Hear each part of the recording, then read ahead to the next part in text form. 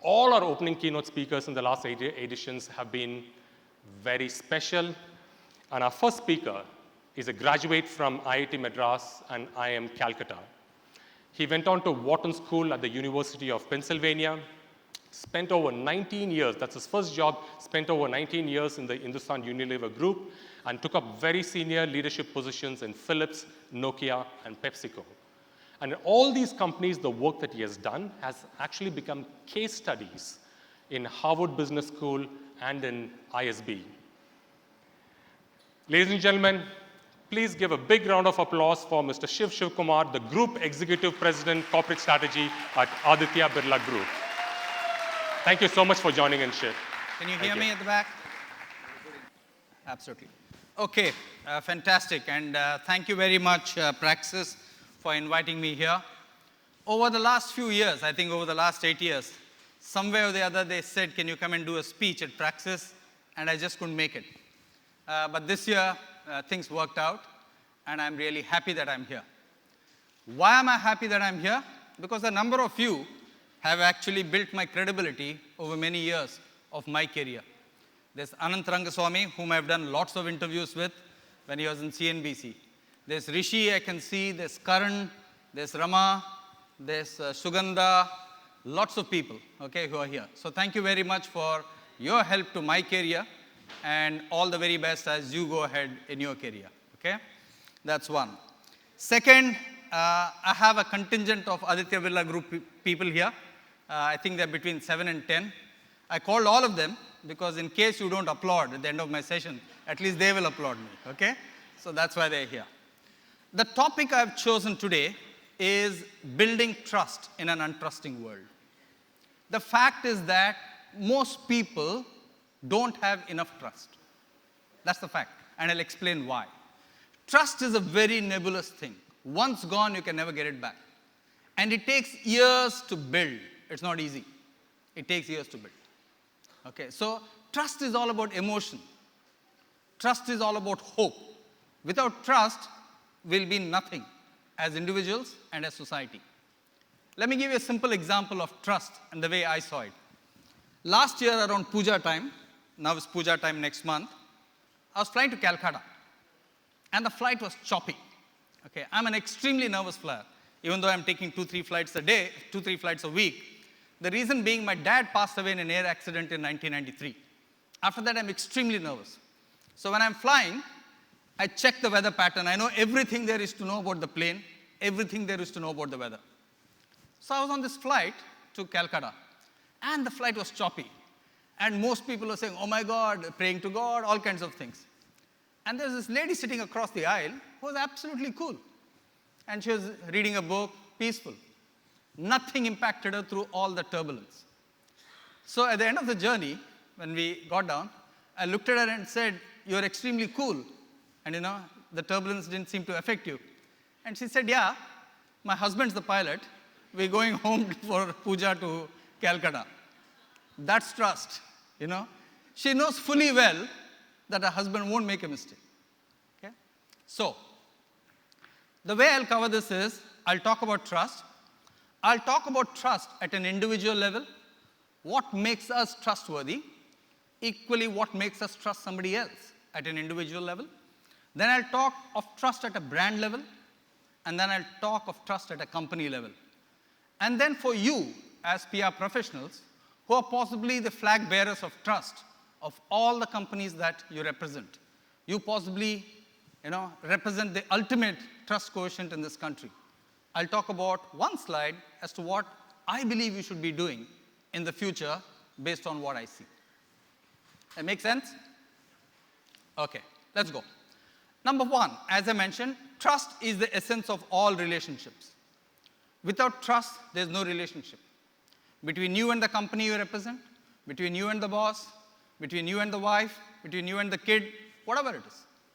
Every relationship is based on a simple thing called trust. It's the glue. It's a social thing. There is no, mathematical way of determining it. I know there are many studies, barometers, etc., which happen, but fundamentally, trust is extremely qualitative. It's a fact that we do our very best when our bosses put a hand around our shoulder and say, I trust you. At least this is very true for me. Right through my career, every time my boss has trusted me, my performance has been significantly higher than a boss who didn't trust me. Okay, so we thrive on it. When people trust us, we don't want to let them down. And that's why we work that bit extra. And that's what companies call discretionary effort. Our discretionary effort steps up every time somebody trusts us. The basic fact being, we don't want to let that person down. That person who's trusting us, we don't want to let him or her down. That's why we put in that extra discretionary effort to do well. What are the words we associate with trust? I said it's extremely subjective. The words we associate are faith. I have faith in you. You are reliable. You have commitment. Okay? You show responsibility. I have confidence in you. Assurance I get from you. Benefit and conviction. These are the words we associate with trust. So somebody might not be telling you, I trust you. But when somebody says, I think you are responsible enough, in a way they're saying, I trust you. These are all synonyms of trust. Okay? That's not a word that you get every day, I trust you. But this is the synonyms, these are the synonyms that you get at your workplace or in society. Next, why is the world untrusting today? And I think that's something we must speak about, and your theme is about building trust, is at the core of public relations. Why is the world untrusting today? Number one, believe it or not, is poor leadership. Every company, every society that has poor leadership does not have trust. Number one, there's division. So at the core of trust is great leadership. Second, doing the wrong thing. There are many people who are doing the wrong thing and not the right thing. At the end of the 2008 financial crisis, not one banker got docked for all the mistakes they made. That's how society sees it and says, that's the wrong thing, and nobody's been held accountable. And that's why trust in financial institutions fell dramatically. Even today, it's not high. Third, rapid change and an inability to cope with it. Change is absolutely rapid. The average lifespan of a CEO in India is 4 years. The average lifespan of a Fortune 500 CEO in America is 4.7 years.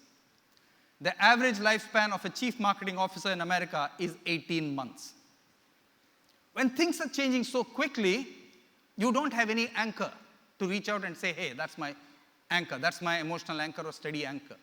So when things change so quickly, we lose a bit of trust. Next, fake news. Absolutely big. Every single time you get something, you're checking whether it's right or wrong. And you're asking people whether it's right or wrong.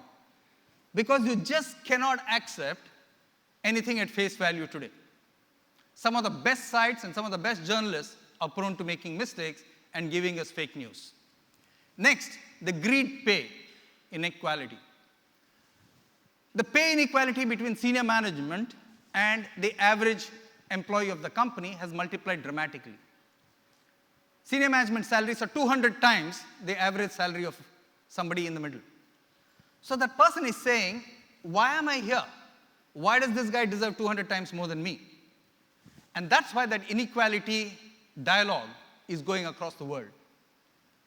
Next, nobody seems to be bothered about me. Everybody seems to be bothered about themselves. That's the other reason why we are seeing a lack of trust. And finally, litigation. There's so much litigation in the world, almost. After good morning, the most famous expression in most countries is, I'll see you in court. Okay, so if you're like that, if you're only being held to a contract, which is between two lawyers, where is the contract between two human beings?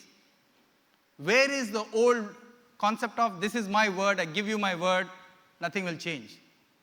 So when everything is under litigation, that person-to-person trust goes away. This is the reason why the world is untrusting today, whether we like it or not. I'm sure there are more factors, but these are the big ones that I saw as the reason for the mistrust in the world today. So, let me come to my first part.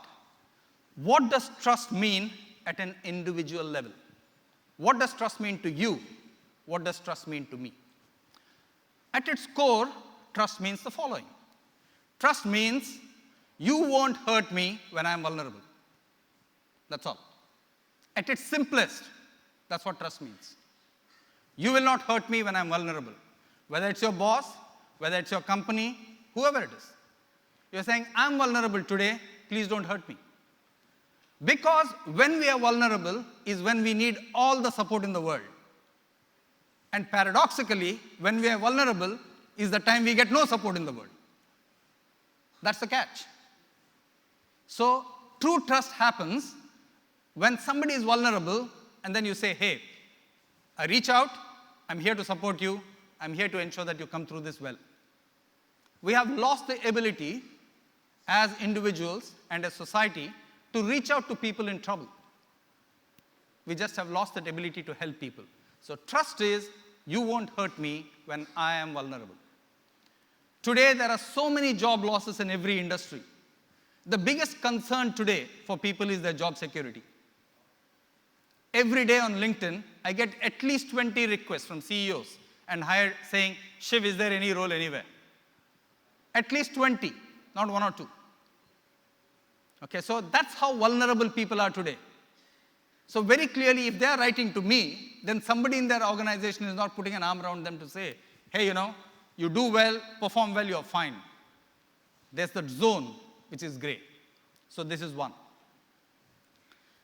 So whom do people trust? People trust someone like me. I trust someone like me. Why are we saying that? Why is society saying that? They're saying, look, I cannot trust CEOs, I cannot trust politicians, I cannot trust institutions. But another private citizen like me can understand what I'm going through. And hence, people are saying, I trust someone like me. If that person says this, I'd rather believe him. So if you look at online and all the recommendations, people don't trust the brand, people don't trust the CEO of the brand who's saying something. But they trust other people like themselves to tell them the truth about that brand or service or whatever they're buying. So whom do people trust today? Someone like me. Remember that. So when you're doing PR, it's actually important for you to get those people like me to talk for you. CEOs talking, journalists talking, institutions talking is just talk. People like themselves is more important. Like Rishi is here and Karan is there. In Tropicana, in PepsiCo, when we had a challenge in the south, in Bangalore, where one of the mothers said, hey, we have this problem, we actually got one of the mothers in Gurgaon to talk on our behalf. That's what quelled the riot. If we had talked, nobody would have trusted us. If PepsiCo had talked or Tropicana had talked, nobody would have trusted us. But a mother saying, hey, I trust Tropicana, my kids are fine with it, that was far more value and worthy than anything that we said. So people like me, remember that. How many such people can you get as advocates for your brands or your business? Next, whether we like it or not, trust, as I mentioned, is a social thing. It's nebulous, and hence, perceptions matter. You cannot do without perceptions. That's true, whether we like it or not. We have a perception of a company, we have a perception of a boss, we have a perception of how things should be. So trust is directly related to the perception you have about the issue. That's what consumers have, especially in a world when they have so much information. So let's do a simple thing, perception. So which city do women trust to be safe? How many women in this room trust Delhi to be safe? One hand up, 2 hands up, 3 hands up, 4 hands up, 5 hands up. So think about it. There are 400 people in the room. Let's assume half of women, 200. 5 out of 200 trust Delhi to be safe. That's a perception, whether we like it or not. If Delhi wants to correct that, they have a hell of a lot of climb to do. On the other hand, how many of you trust Calcutta to be safe for women? 25? Yeah, that's 5 times more than what Delhi is. So that's perception, whether we like it or not. Let's look at the next one in terms of perception. Which leader will you trust and work for? Do you want to work for a leader who's a team man? How many hands up? Almost the whole room. Thank you. Would you like to work for a leader who's an individual star? I don't see any. The whole concept of a team man and individual star is entirely perception. Let's look at the next one. Which colleague of yours do you trust? Someone who blabbers about you, about what you tell people, or someone who's able to keep secrets? The answer is obvious. I don't even have to ask this. That is what trust is about. It's made of perception. And as the perception builds and you qualify perception with your actions, then that becomes reality. Perceptions with action and behavior become reality. That's how you are trusted more. And trust is through little things. For example, the session was at 4 o'clock today. If I come at 4:15, none of you will say anything, but I would have broken your trust. You'll be polite, saying, okay, he got held up. Each thing we do on a daily basis, as brands, as leaders, as companies, adds to trust. And each thing we don't do takes away from trust. And so it's the little things that you do that matter.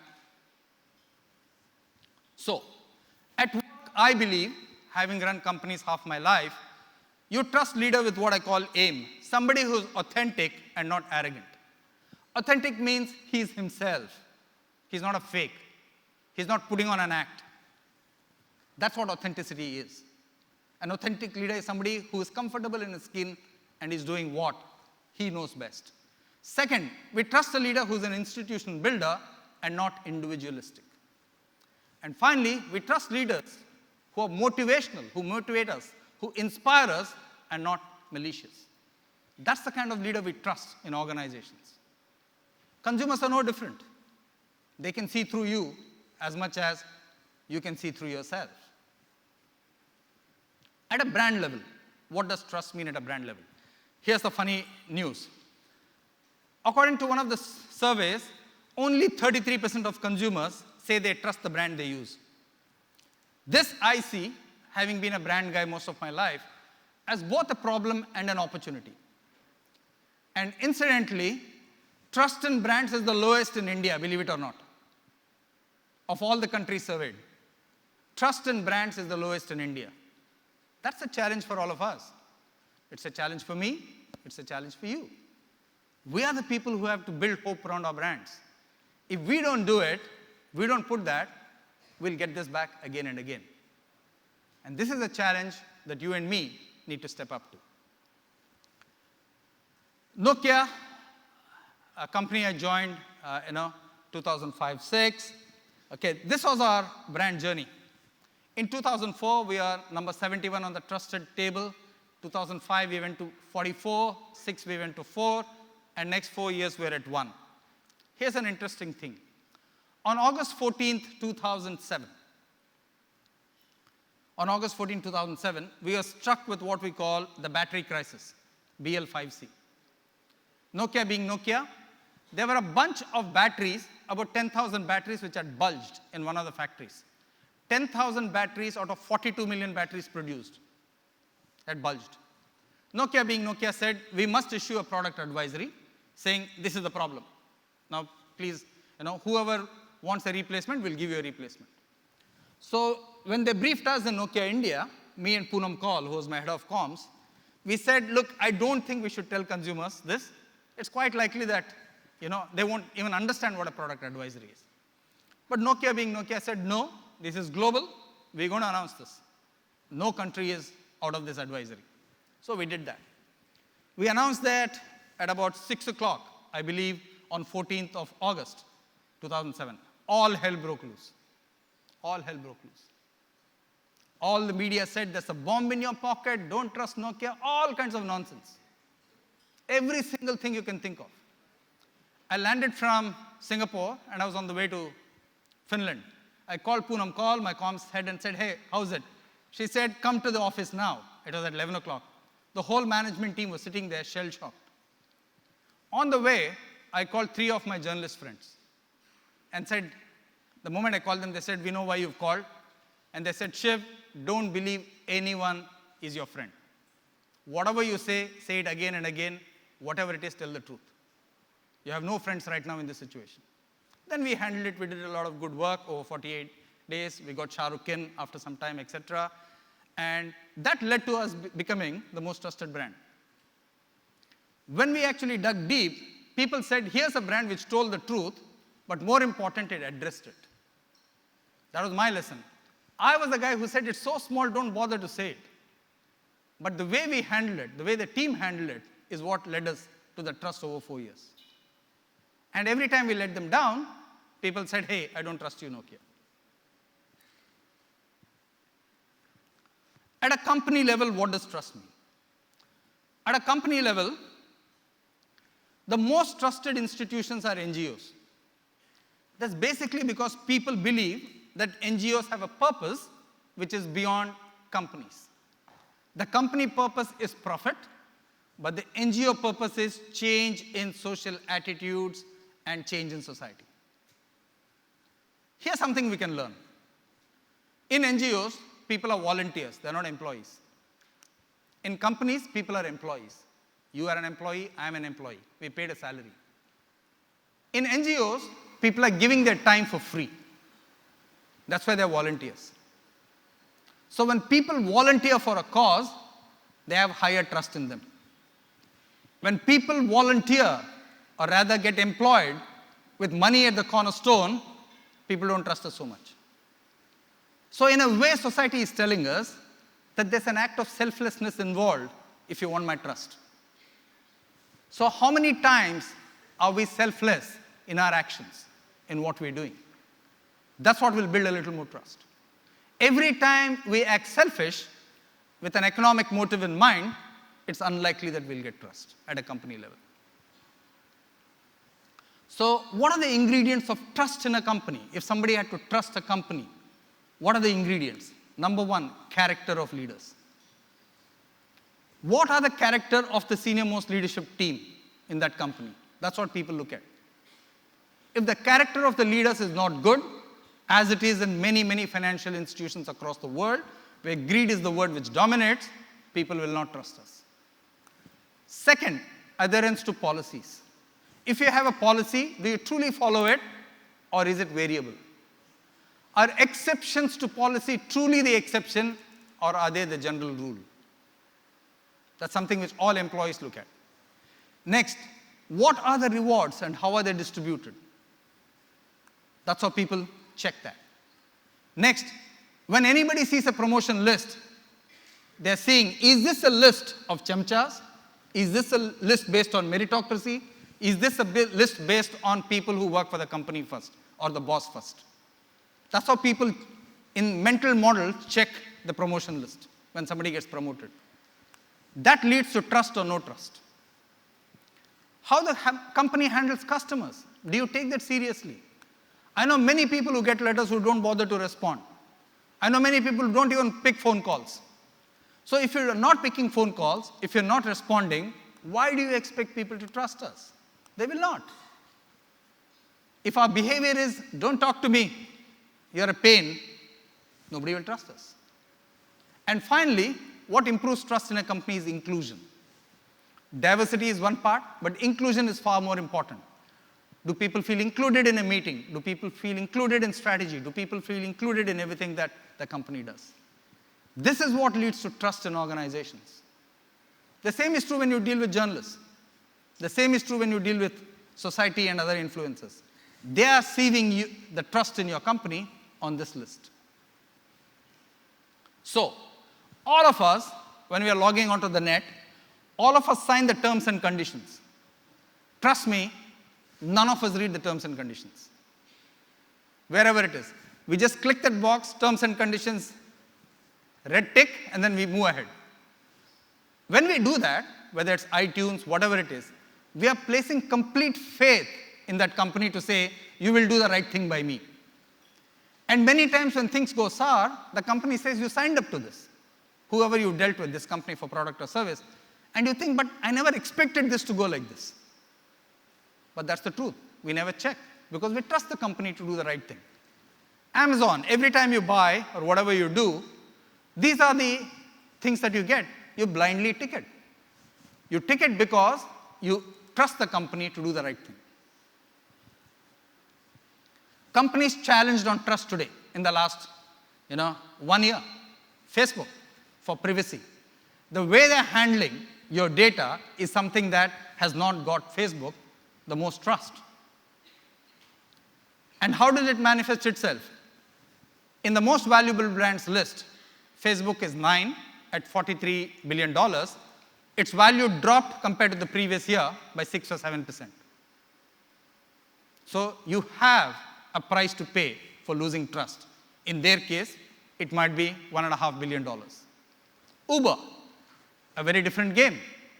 The culture of Uber was so bad, very aggressive, very anti-women, and their drivers were not behaving well. So they've lost a lot of trust. Not easy. Boeing with MAX, 737 MAX, 3 crashes. People are saying all Boeing planes grounded, 737 MAXes. So people are saying, no, don't want. Share price has tanked. So every time you lose trust, you lose value. You don't realize it at that point of time, but you lose enormous value. So whatever happens, address the issues, and please ensure that you don't let the value of your brand or company tank. So I worked for 3 large MNCs. Okay, Anglo-Dutch, Finnish, American. My view, I don't expect you to agree with me on this. It's my view, having worked long years. Anglo-Dutch, the Dutch are possibly the most blunt people in the world. Absolutely blunt to the core. They will tell you exactly what's on their mind. They'll say, hey, this is what I think of you, this is what I think of the plan, no good, good, whatever it is. Full stop. That's how they are. For Indians, it takes a bit of time to get used to that. Because we are not used to people telling us something directly. We are used to people going around in circles and circles and circles before they come to the point. So somebody who is direct with us, we don't tend to trust them or appreciate them. On the other hand, the British, in the meeting, you'll go around in circles. You'll never realize what they are saying. You'll never realize the intent of the words, etc. That's how that society works. Finnish, very straight to the core, socialists. To the core. The culture of the society is what determines the trust that they have and how they trust their employees. For example, in Finland, you can get the salary of all 5 million people who are in Finland on the net. You can ask the department, I'm doing a study on this, I want to know what is Shiv's salary. They'll say yes, okay, they'll take the slip and give it to you. So everybody who works has their salary up, which you can get. Imagine doing that in India. All these MBAs, my batch, your batch, that batch, this batch, all the confusion will start. Next, interesting in Finland, trust. Traffic fines in Finland. How do you think they're imposed, traffic fines? Any idea? Anyone? Absolutely right. Traffic fines are based on the salary you earn. Think about it. Now suddenly people are saying, my God, 2,000 rupees for drunken driving, too much, etc. Ansi Vanioke, who was the chief operating officer, paid $176,000 1 year because he jumped the light with his Harley Davidson in Finland. What are they saying? You are responsible and accountable if you are earning more. Okay, and the rule is applied to everybody. American companies, how many of you work for American companies? Or your clients are American companies? Okay. American companies are much more economic in nature.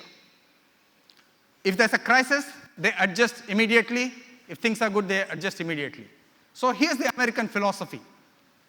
If you're doing well in an American company, money is the answer. They'll throw more money at you. If they don't like you in an American company, the same answer, which is money, will be given to you and say, can we leave? So money is the variable both ways. Okay, and that's why people, when they work in American companies, are constantly challenged to figure out whether they're valuable or not. That's the truth. People won't tell you this, but having worked long, I've seen various cultures and how they work. So that's the experience that I have in terms of trusting the employer or the MNC. So as PR leaders, my last 2 slides. Number 1, spin is a sin in today's world. If you think you're Shane Warne or Harbhajan Singh, you can spin this, answer is no. The truth is somewhere out there, and it will come out. Exactly what's happening to President Trump with the Ukraine controversy. Exactly what's happening. You can't spin it. So the old days of let's spin it like this, let's tell this story, let's weave this are over. Because there's too much truth out there in the marketplace. There are too many points of view, too many people who are interconnected, who are out there to tell the truth. So we have to watch for it. We have to be so much careful as professionals in the PR industry. Second, my simple philosophy, whatever you do, tell the truth as is. Tell the truth as is. It might hurt you at that point of time, but in the long term, you will gain. Next, don't dribble in information. Quite often I see company releases one set of facts on day 1, another set of facts on day 7, a third set of facts on day 10. Nobody is going to trust you. Whatever information you have, come clean and say, this is what I know. If I know something more, I'll tell you. So don't dribble in information, because when you dribble in information, people are saying, I don't trust this guy. He'll tell me something else day after tomorrow. Second, all leaders in your company are not good spokespeople. Remember this. They happen to be leaders, but most of them can't stay on script. So you have to spend a lot of time ensuring that your people, your leaders, are on script. One of the things I find in India is for leaders to downplay or pass bad remarks about competition. It gets you cheap brownie points, but it doesn't win you trust. So one of the things I did when I joined PepsiCo, because Pepsi, Coke are always at loggerheads, I called Venkatesh Kinney, who was the CEO of Coke, and told him, Venki, I'm not going to say anything against you or Coke. Full stop. I'm giving you my word. Okay? And I stuck to it. Equally, he said, Shiv, I respect that. I'm not going to say anything against Pepsi. So the fact is, leaders themselves have to go out and build that trust. If you don't do that, you won't get it. Okay? So please think about those kind of things. And finally, remember, media is not our enemy. They have a job to do, just like you have a job to do. Just like I have a job to do. Their primary responsibility is to society and the audience they serve.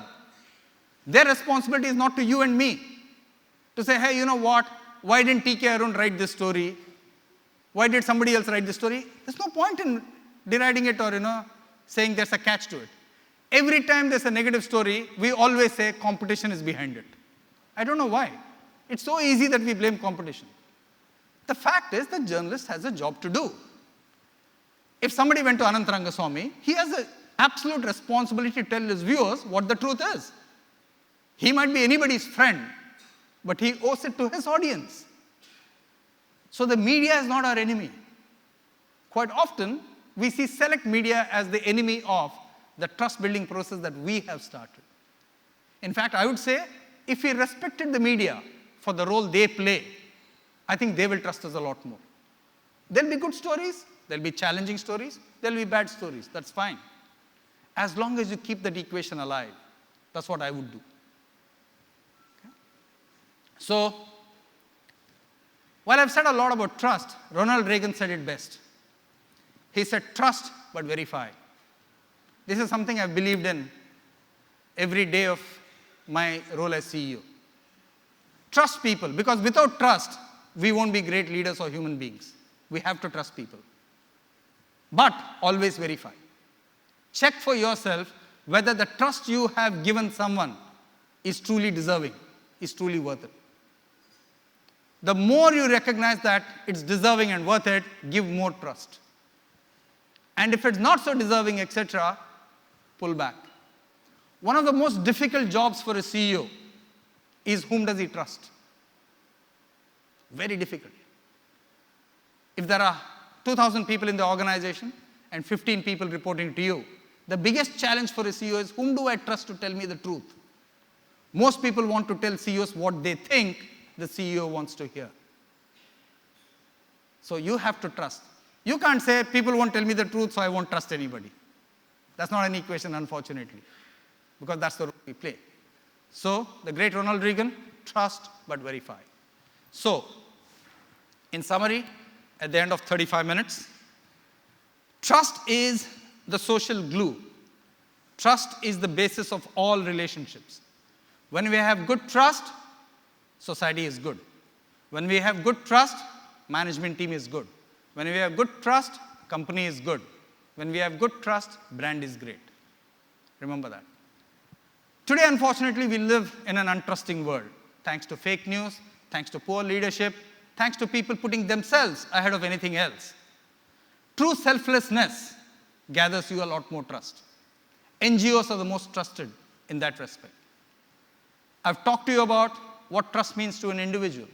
You won't let me down when I'm vulnerable. Today, given the job context in India, most people are vulnerable. It's our job to hold them accountable for performance, but equally it's our job to put an arm around the shoulder and help them when they're feeling vulnerable. Companies, doing the right thing is absolutely important. Brands, 1/3 of people trust the brands which they use. That's both an opportunity and a challenge. The more we are transparent, that's the word, the more we are transparent around the brand, our actions, and the company actions, the more people will trust us. And finally, my answer to you is not to say that don't trust anybody. No. In fact, my answer to you is the exact opposite. Having detailed everything about trust, my answer to you is go and trust the people. If they let you down, it is their failing. It's not your problem. It is their failing. If you don't trust people, it is your failing. So go out there, trust people, trust media to do the right thing by their audience. And you do the right thing by your company, by your client, and by yourself. That's all I have to say, ladies and gentlemen. Thank you very much for your time and attention.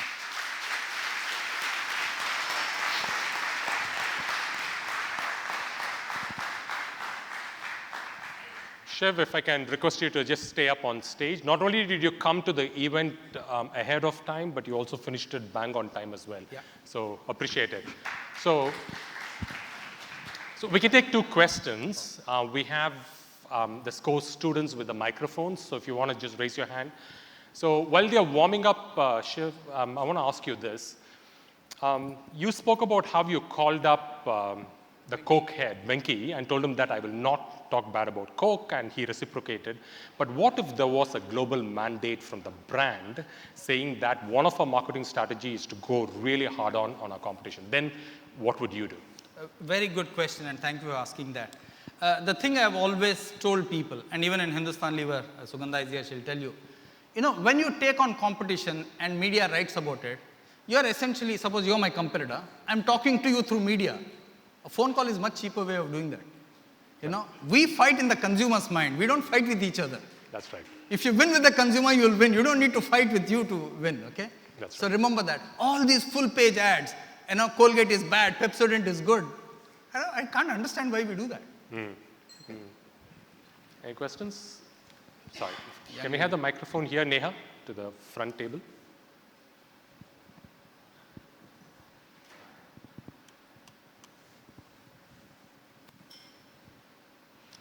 Ma'am, just introduce yourself and then ask the question. Hi, Shiv. I'm Sarita. I represent Bayer Group in India. A couple of comments. Thank you very much. Very inspiring, motivating to hear this talk on trust.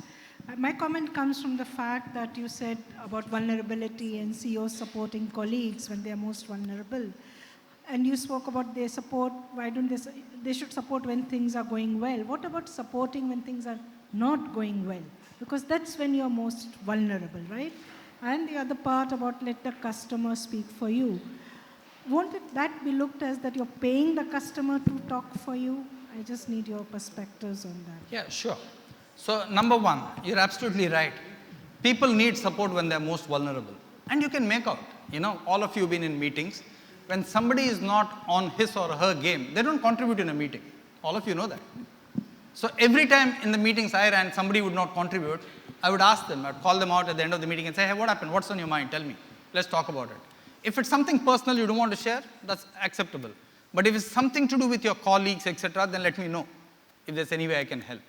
Okay? And I think just being self-aware of yourself and how people are behaving itself in every situation is what I would say.